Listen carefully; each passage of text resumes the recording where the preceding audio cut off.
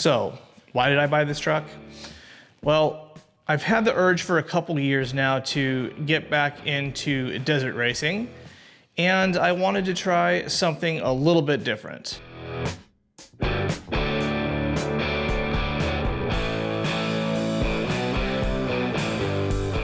And when I found this truck on racedesert.com, it checked a lot of boxes off for me. It's a V8, rear-wheel drive, it's classic, it's vintage, it's tough, it's well built, it's got some pretty cool history and a cool pedigree that I'll get into in a later video.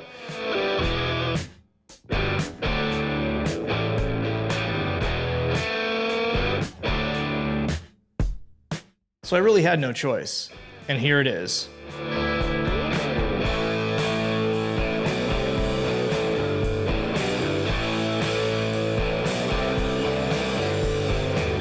I don't know what the plans are yet, long term, but in the short term, we're going to go through the truck, get it running, and get it back on the road and start there.